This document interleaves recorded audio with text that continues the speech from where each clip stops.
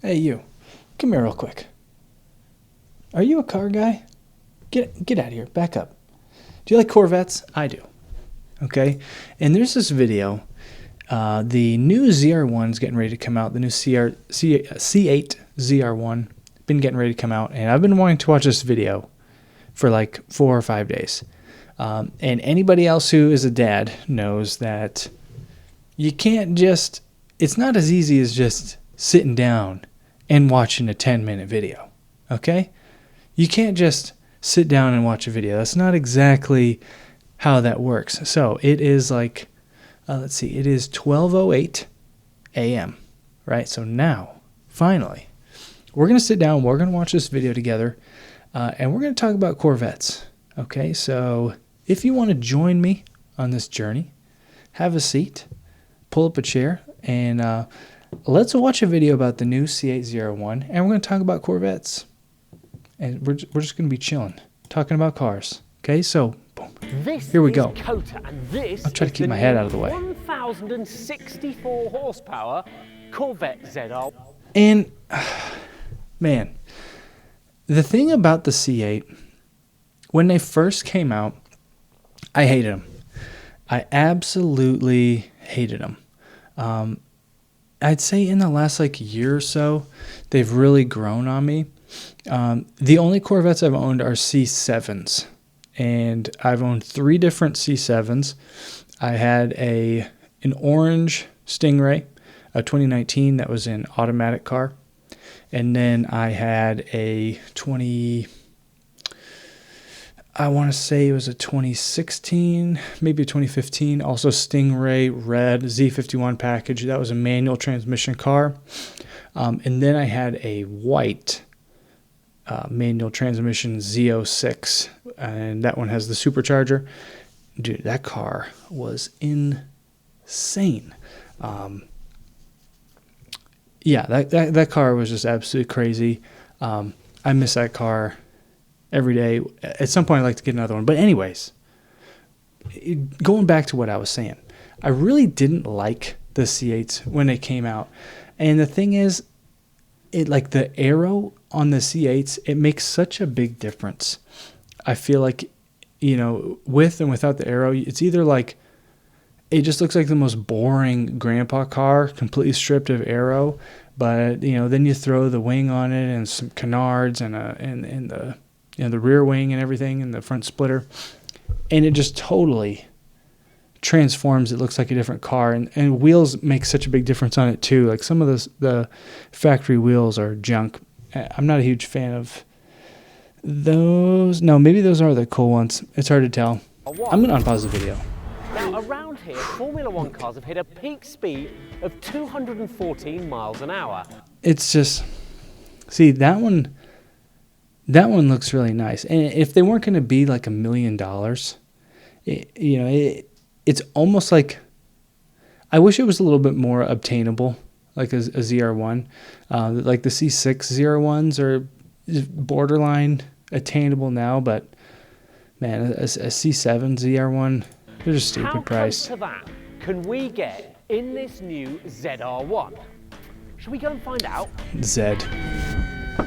These guys. Right, while I go and get some heat into the tyres, let me tell you what else we're going to cover in this film. We're going to talk to the guy who took the ZR1 to 233 miles an hour. We're going to talk about European rivals, and Man.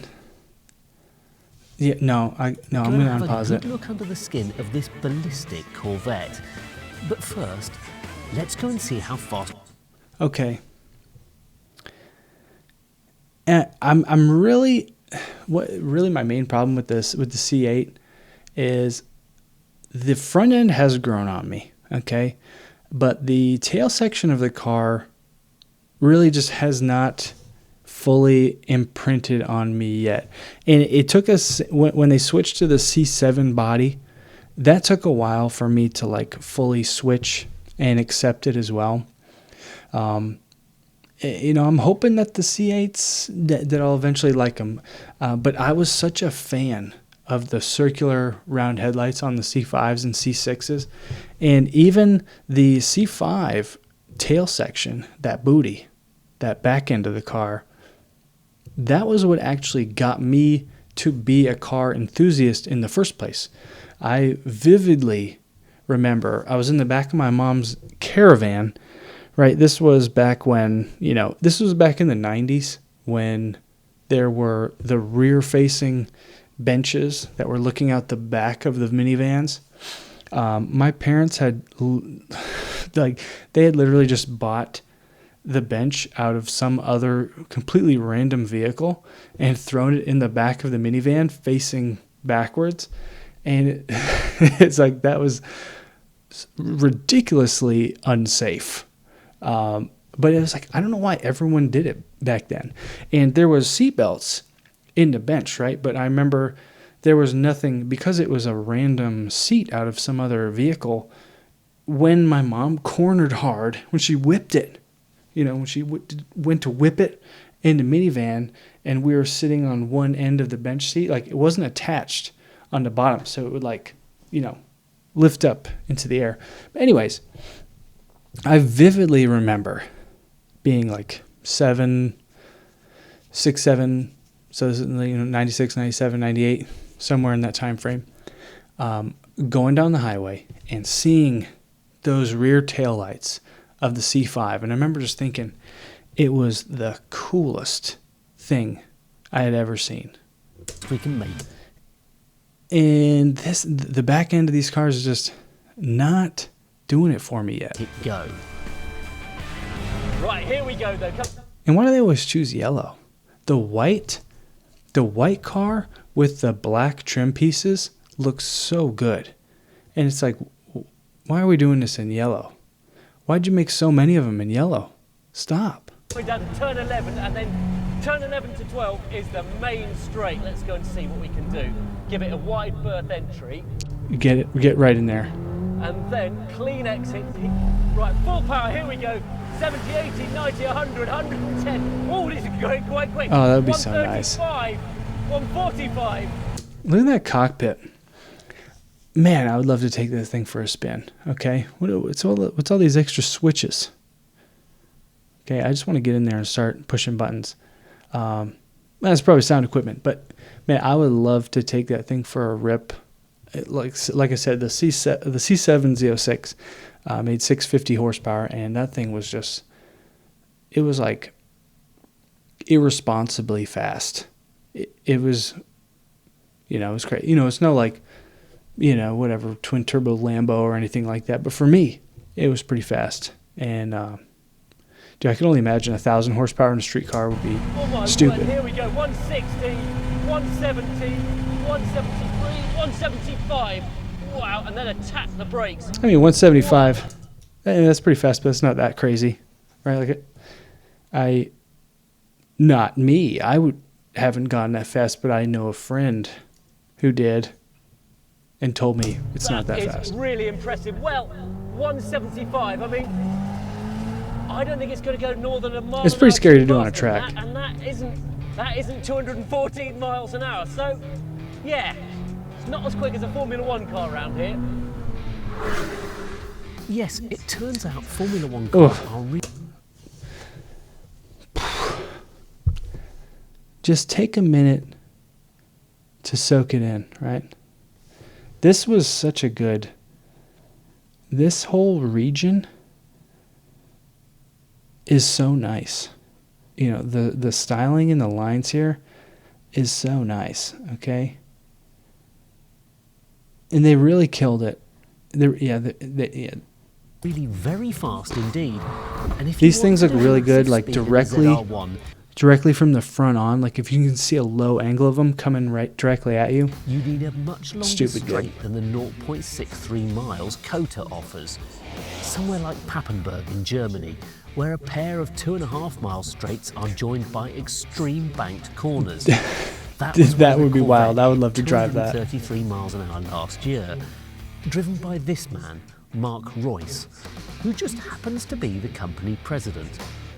Okay, Mark, this is the car you took to 233 miles an hour. Tell me, what was it like? Well, I'll tell you, everything happens very fast. Mark, give me a ride. Let me take that thing for a spin. Oh, hold on. Let me move me down here. Okay, so you can see Baldy talking to soon to be Baldy. And when you're doing it off of a 50-degree bank in Papenburg, and then it's almost like a slingshot.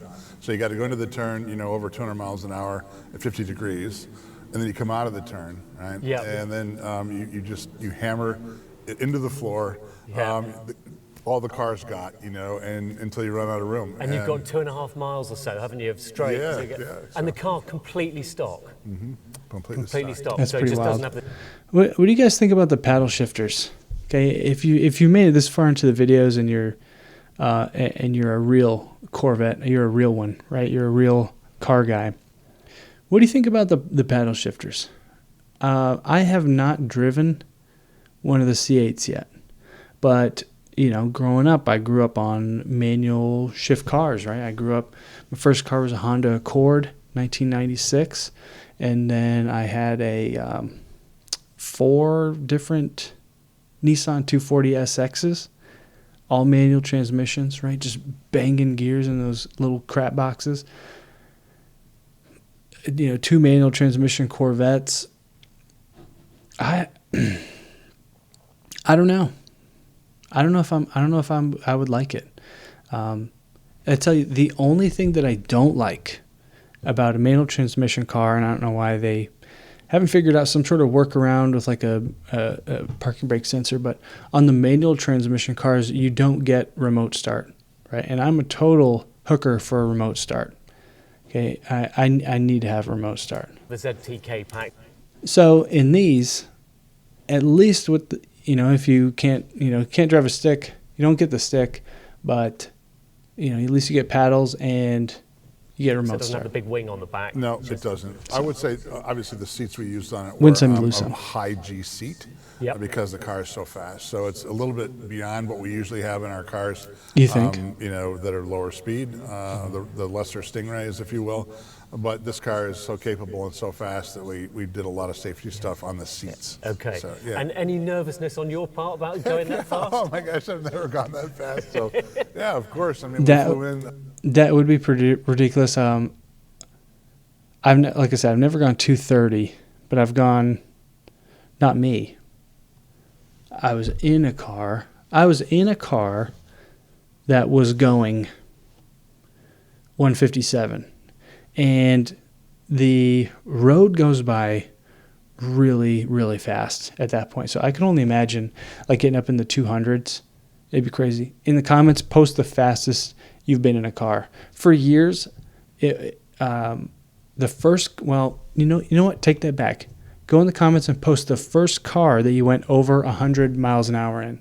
For me, it was a 1998 Dodge Caravan, green. My mom's van, shortly after I got my driver's license. This hill on the highway. That was really the only way I got up to 100. Just big, long, downward slope, pedal right to the floor. But I really wanted to get into the triple digits. The night So before, and got out there to learn the track, and you know, we were running 230, which you know, that was impressive. And the car is very stable, but if you look at the data reads on it, because the track isn't perfectly smooth. No, I'm not sure any track is perfectly smooth, but in any event, you can see the tire skips on some of these. Okay. Oh, really? Yeah. So and that's That something would be you can't scary. know until you get to the track and actually know. So there's a lot of really good, cool engineering stuff going on. Yeah. And tyres all held together, no worries about that? And did you run it on the Cup 2Rs or the PS4s? No, the PS4s. Right. Yeah, but this car was a low wing, you know, PS4 car that, you can. Yeah. That's right. the only thing that stinks about this is, aside from the ZR1 badge, maybe some other people are a little bit more keen on it, but like this looks like, I'm not gonna say doo-doo, but from this angle, in this trim, like this doesn't look like a ZR1. Does that make sense? Like I would never get a ZR1 that looked like this because it doesn't even look like anything.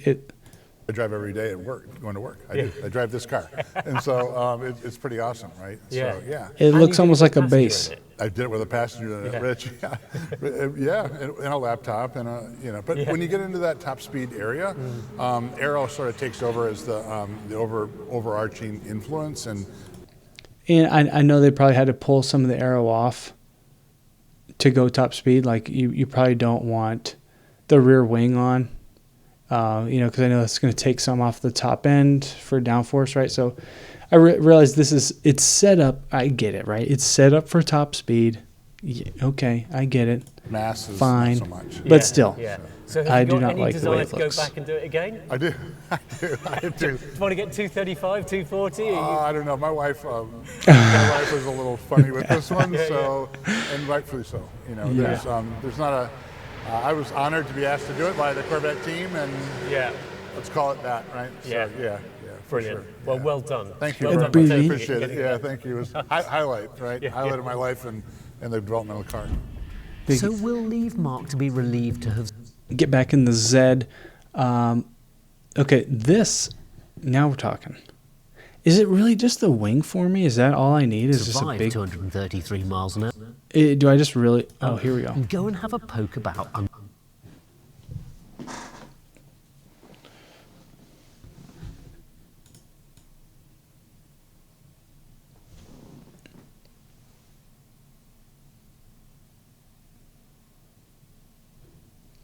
That looks pretty nice.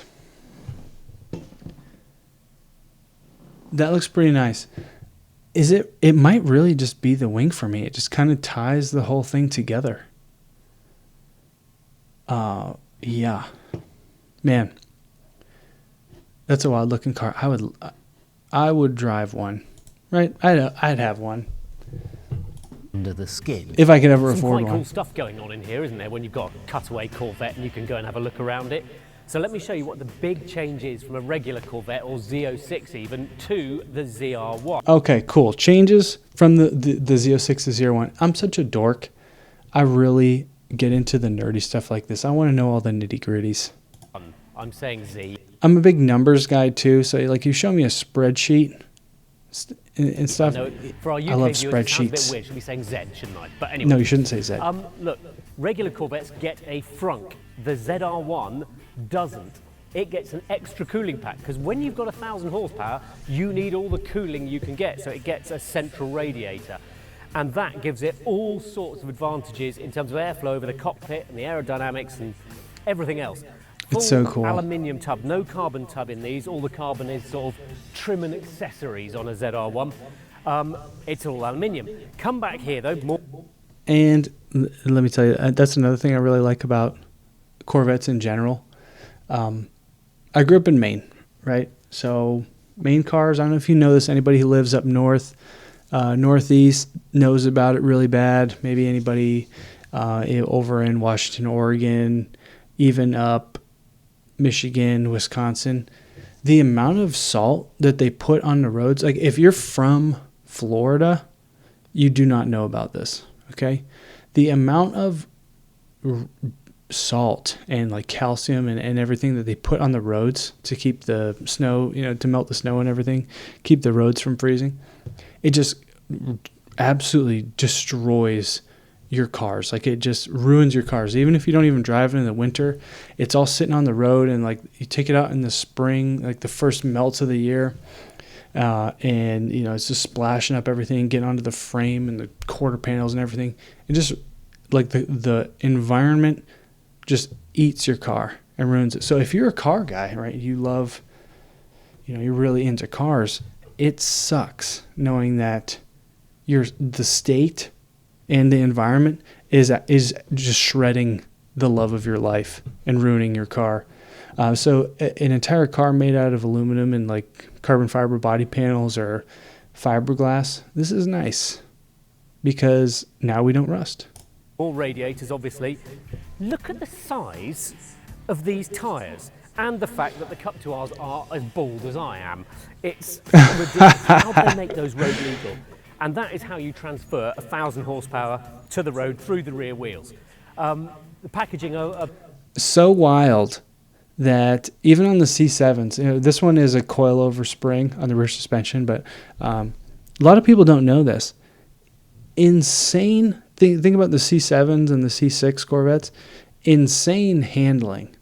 And, you have all these different foreign cars with all these crazy angles and, independent rear suspension and everything.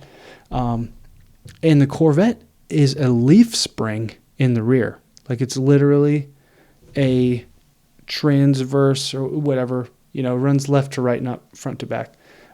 A side-to-side leaf spring with big tires, right? So all these other manufacturers, BMW, engineering all these crazy things. And, bro, Chevrolet, we just got a leaf spring on that with a big tire.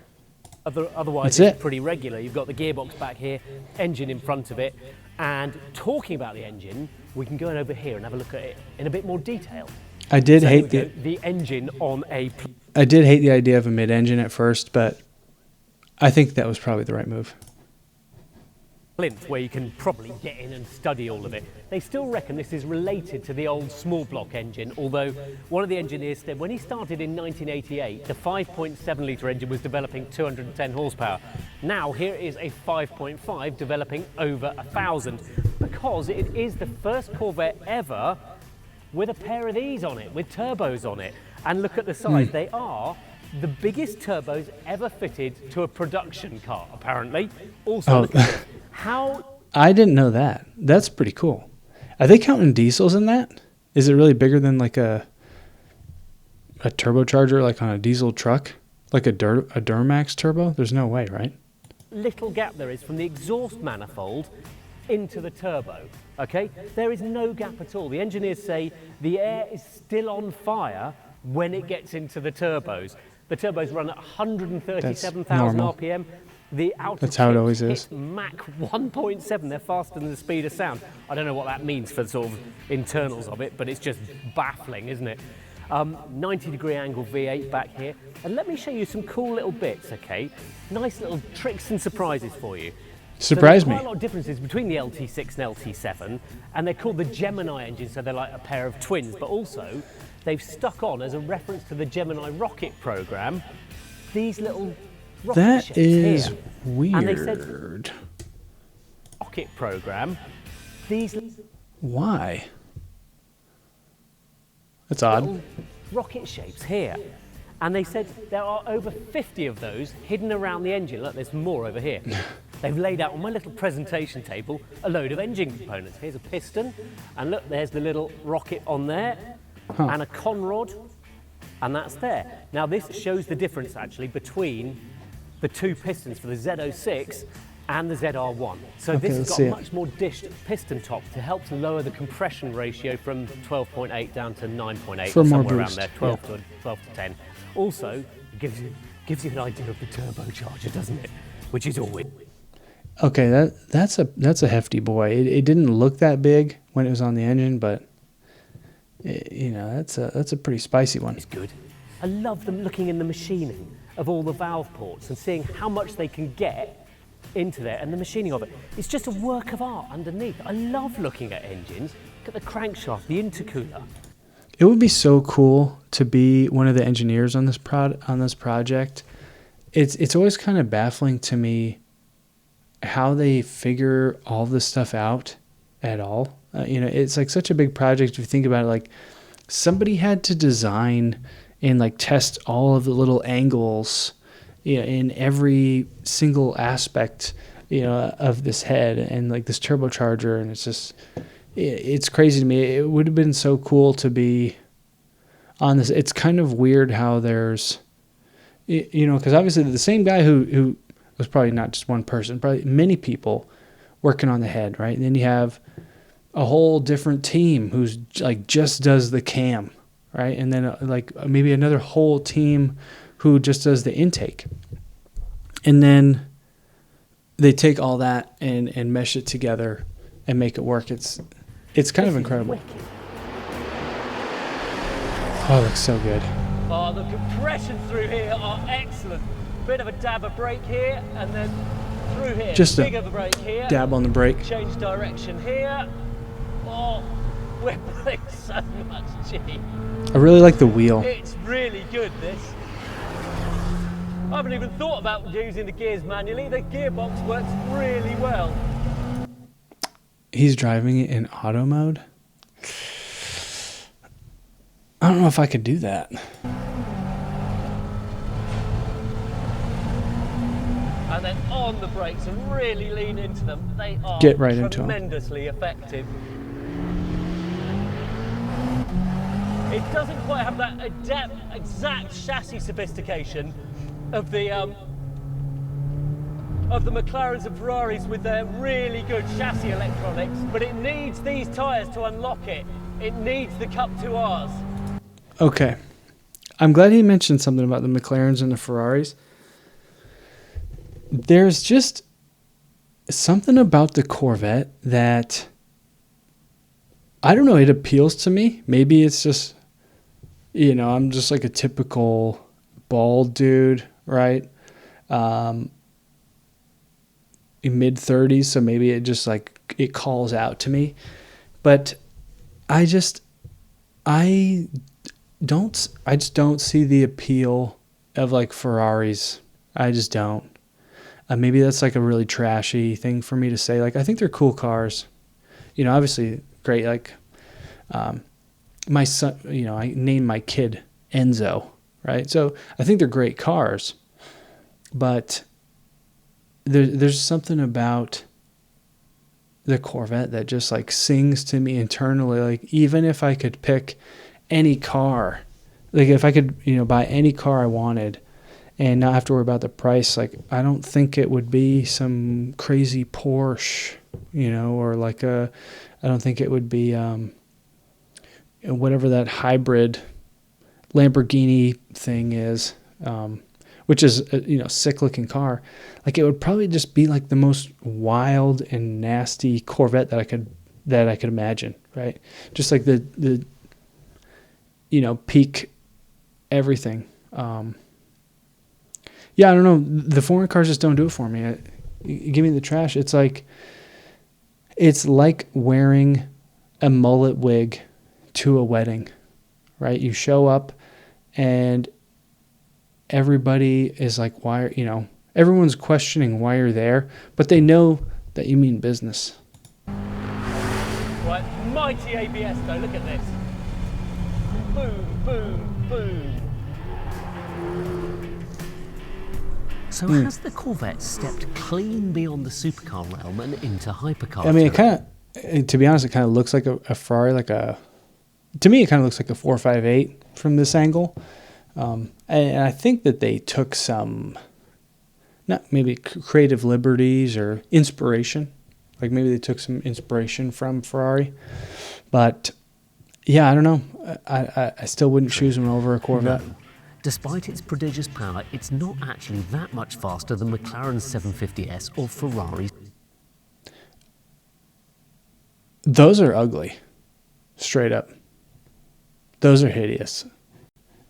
296. The ZR1 starts at $175,000, about Great. £130,000, and even fully spec'd, you're pushed to add 50 grand to that. At McLaren or Ferrari, that would barely cover your exterior carbon bill. But that power figure is deeply impressive. Using nothing more than a 5.5-litre V8 and a pair of turbos. America, baby. That's all you need. Just a big old stinky V8 and put some turbos on there. Corvette has created a very drivable and yet incredibly forceful car. Question then, does the Corvette feel like a genuine 1,000 horsepower car? I want to know. Well, if you think crossing into four figures should deliver a fundamental leap into hypercar performance, then sorry, it's not quite there. The game's moved on. But this engine is still a... Okay, hold on here. Okay, hold on. I need to hear that again. Genuine 1,000 horsepower car. Well, if you think crossing into four incredibly forceful car, question then, does the Corvette feel like a genuine 1,000 horsepower car? Well, if you think crossing into four figures should deliver a fundamental leap into hypercar performance, then sorry, it's not quite there. Okay. Okay, so 1,000 horsepower doesn't get you into hypercar performance Leap into because the game's moved on. What has moved on? hypercar performance, then This sorry. Thing is, this is a Brit, okay? This is somebody, this is a non-US person who made this video, It's who's not narrating quite this. Okay, you can tell by the way he said Zed. I knew I shouldn't have trusted him from the beginning. There, the game's moved on. But this engine He's a hater, okay? Hate us because they ain't us. is still a monster, and the ZR1 has a chassis that can cope with it. Those two facts alone make this the most impressive Corvette True. there's ever been. British Broadcasting Company. Okay. All right. So, great video. Even though I disagree, you know, I disagree. It sounds like he's sipping the haterade a little bit. That you know, we did some American things, right? This is like a Kentucky Fried Chicken flavored whiskey. Right, we this is just like the most American thing ever. It's like the ultimate Corvette that has, I mean, dude, it has 1,000 horsepower.